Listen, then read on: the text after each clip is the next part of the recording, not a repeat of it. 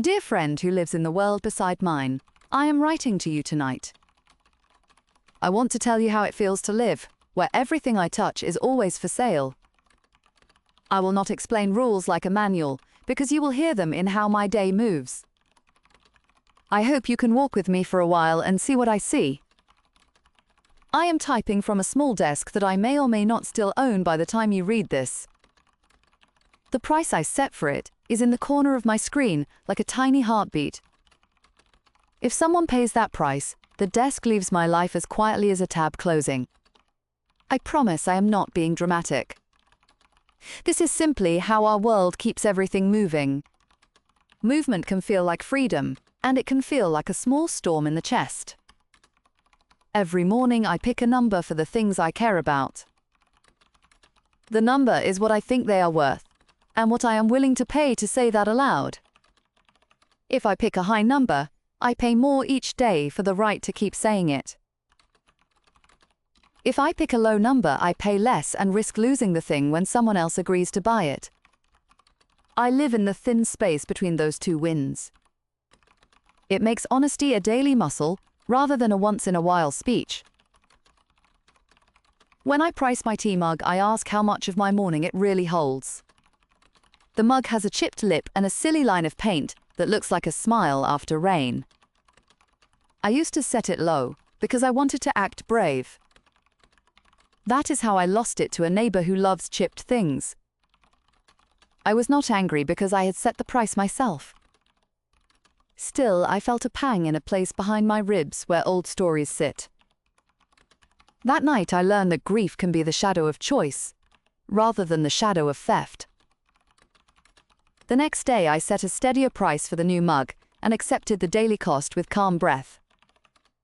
A different lesson arrived when my chair left during a late deadline.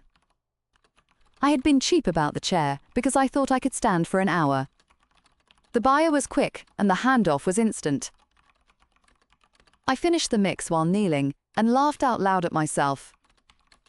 My friends noticed the laugh in our chat and pooled tiny coins to help me buy a different chair. We have tools for that because we know pride often gets in the way of good posture. In our world, there is a small culture of mercy that floats above the numbers like clear air. We try not to snatch food from each other while it is hot.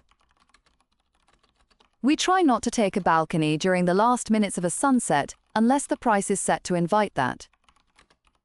People still misbehave because people are people, yet we have customs that make mischief feel smaller. I keep a list called Grace that reminds me to be kind when the math tempts me to be quick. The balcony is a good story to tell you. It faces a thin river and a patch of trees that look silver at dusk. I used to keep the price low because I liked the idea of being open. The price was like a welcome sign that said, "Come share this sky with me."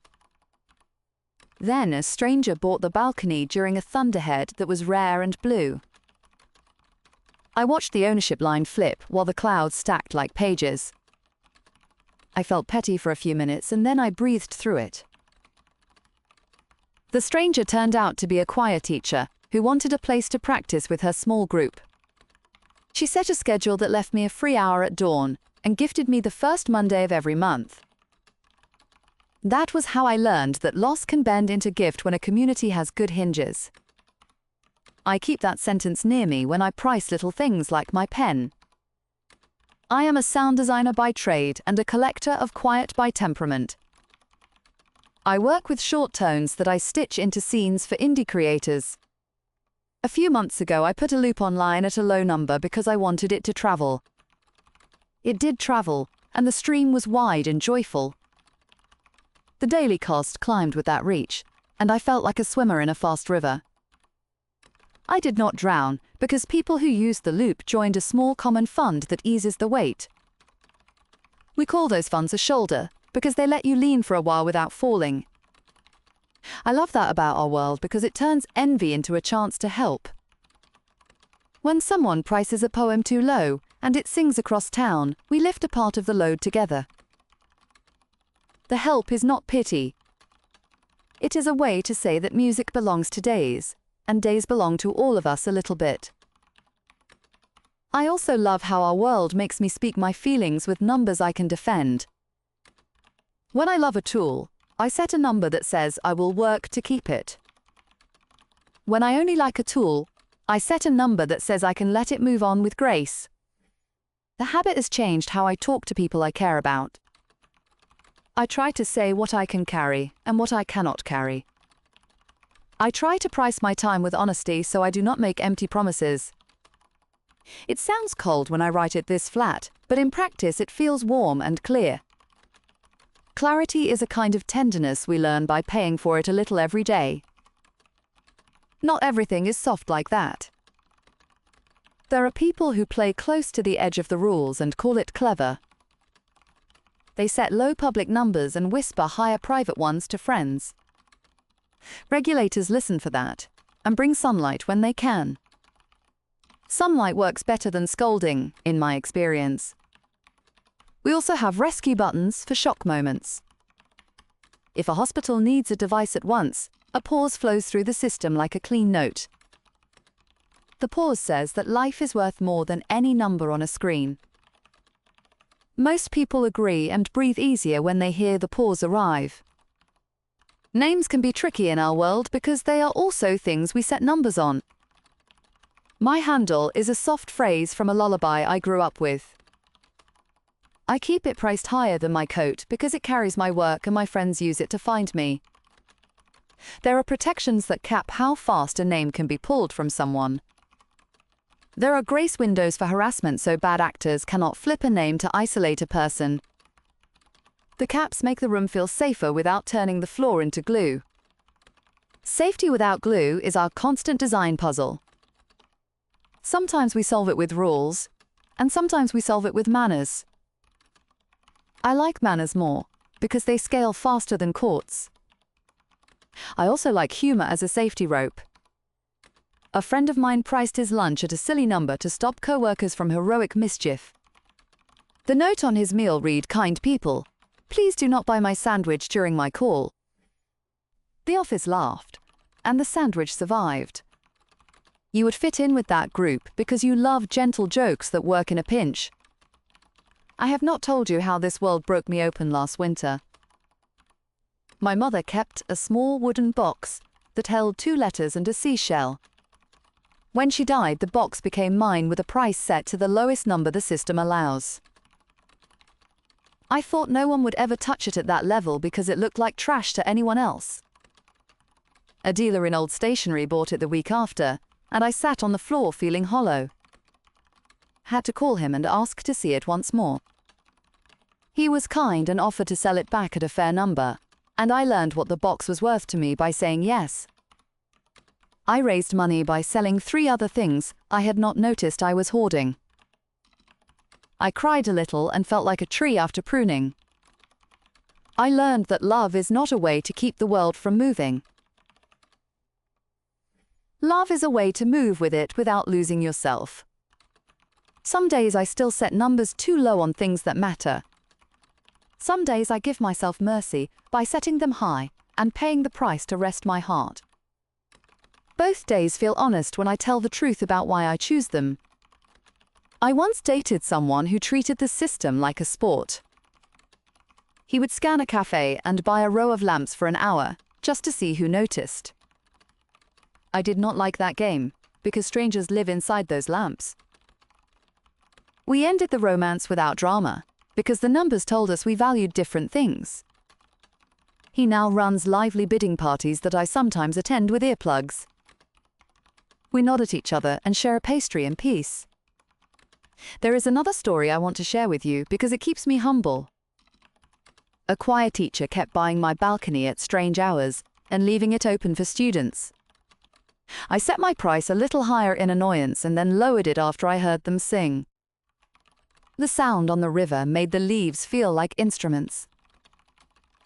I realized the balcony was not a stage for me alone. It was a small commons that just happened to hang from my wall. I still keep a dawn hour for myself as a ritual. That hour helps me greet the world without bargaining. I bring a notebook and list the things I am willing to let go of that day. I also list the few I will protect and the reasons why. The reasons matter more than the numbers because reasons are what people can understand. When I say I am keeping this old scarf because it smells like cedar, my friends smile and leave it be. When I say I am keeping a rare keyboard because I might need it one day, they raise an eyebrow in gentle revolt. We keep each other honest the way tides keep harbors honest. Children grow up fluent in this language of choice. They learn that keeping something means speaking for it daily. They learn that letting go can be a gift to a stranger whose day it might save. A school near me runs a market day for art supplies. A girl once sold a set of brushes to an older boy who wanted to paint his grandparents. She priced them low, and the class clapped, not because she was cheap, but because she was clear. The next week she bought a better brush with the money and painted a fox that looked asleep and awake at once. The fox was not for sale for 3 weeks because she was not ready to know its number. I respected that with all my heart. Waiting to name the value of a new thing is a real kind of wisdom here. I have learned to pause before I price anything tied to grief or wonder. Grief says set it high and lock it away. Wonder says set it low and watch it fly. I try to stand between them long enough to hear the true voice. The true voice often whispers that sharing is not the same as losing. It tells me that keeping is not the same as loving. Our market is often called a mirror rather than a machine. The mirror shows what we claim in daylight rather than what we feel in secret. Some days I hate the mirror, and other days I thank it for making me less vague. Being less vague is not the same as being harsh. It can make a party kinder because people declare what matters before the music starts. Last spring, a couple planned a ceremony by the old bridge. Rings are for sale here like everything else, so they set low prices to let the town play a role. Friends kept buying and gifting the rings back, and the circles felt wider than 2. I cried in the grass because it was simple and brave. The couple said love in our world is not a fortress, it is a square with open gates. They danced, and we put our phones away, because sometimes the best record is the one you keep inside. I think about that when my work is too loud. I reduce the level on the high notes and let the soft parts guide the ear. The soft parts are where trust lives. Trust is not a big word here, it is a daily habit like brushing your teeth. You trust me when I set a fair number on my work. I trust you when you buy it with a smile rather than a snatch. That trade of smiles keeps the air sweet. Not every day tastes sweet. Some weeks prices spike like heat and people feel brittle. We see short tempers in queues and silly wars over stools. Those weeks I carry extra tokens to make tiny peace on purpose. I buy someone back their stool so they can finish a poem. I tip a busker by raising the price of her guitar for an hour so no one takes it mid-song. Small acts are not a cure, but they are a cool cloth on the forehead of the day. I think your world would like that image, because you understand care that is not heroic. You asked once if I ever turn the system off in my head. I do when I swim because water does not care about our numbers. I do when I nap, because rest rearranges my sense of value in gentle ways. After a nap, I often lower a price on something I was clinging to too tight. Fatigue makes misers of us all, and rest returns a wider view. A wide view helps when a scammer appears with a smile too sharp. We do not pretend that scams cannot grow in any soil. We plant thorn hedges around the most tempting fields and invite neighbors to patrol by singing. Singing is a surprisingly good alarm. A market that hears itself sing is harder to fool. Some of our songs are silly, and some sound like strong beams in an old house. We hum them under our breath when we set our numbers in the morning. I promise not to lecture, and I will keep that promise. I only want you to feel how a day can be both careful and light in a world like mine. Think about how you would price your window seat on a train. Think about how you would price the joke that always makes your sister breathe easier. Think about how you would price your silence on a hard day and your voice on a lucky day. Those thoughts will tell you more than any chart. I had a chart once, and I used it for a week. It made me feel clever, and then it made me feel far from myself. I folded it into a paper boat and let it drift down the thin river. A child caught it and I waved back. We were both pleased for reasons that did not need numbers. Numbers still matter because a boat without weight floats away too fast. The balance between weight and water is what keeps us from tipping. In my work, I try to hold that same balance in sound. I let the rhythm move like a market day and the bass hold like a promise kept. Clients tell me the mixes feel honest even when the stories are wild. I like that compliment more than any rating. Ratings are air, but honest is bread.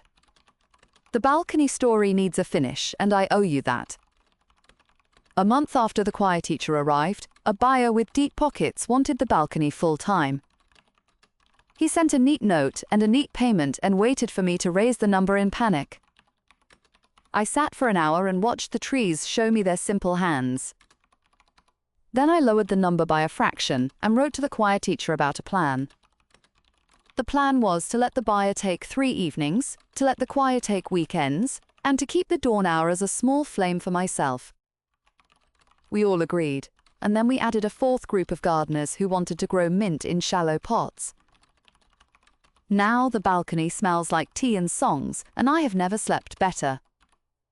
People say I gave away too much, and I smile, because I kept exactly what I needed.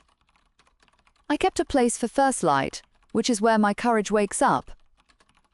Courage does not always look like a fight here. Sometimes it looks like making a schedule that is good for more than one person. Sometimes it looks like putting a fair number on a memory and letting it belong to time. I am not a saint, and I still sulk when a plan breaks. I sulk for 10 minutes now, and not for 10 days. Progress is measured in the size of sulks in this house. You would tease me about that, and I would deserve it. Please know that I think of you when I set the number on my travel bag. I set it low once a year so it will leave my closet and find your city. I hope to sit with you by your river that has a different name and the same sound. I will bring a loop that I kept just right for that morning. We will talk about the kind of value that does not need currency. We will let a long silence prove our point better than a long speech. Until then, I send you this letter as a ribbon across the gap. I trust you to pull it gently. I ask you to look around your room and pick one thing to price with your heart for one day. You do not have to tell anyone the number. You only have to feel what changes when you name it inside yourself. If you feel lighter, set another number tomorrow and see if the feeling grows.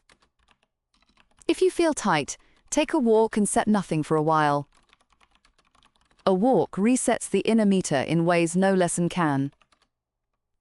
I am nearly done, and I can hear the choir warming up 2 floors below. They are singing a scale that rises like bread. I will end with a simple truth I can live with.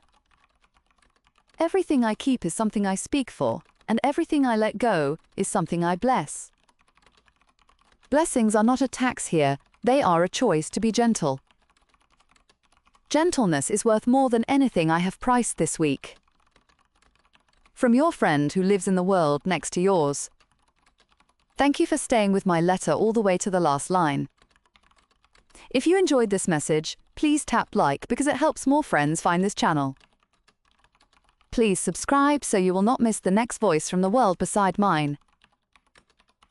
I would love to hear your thoughts, so please leave a comment and tell me what you would price with your heart. If you wish to support this project, please use the QR code on the screen or the link in the video description to donate to the channel. You will also find links in the description to other works from a completely different series if you want to explore more stories. Thank you for listening tonight, and please join me again for the next letter from Multiverse Pen Pals.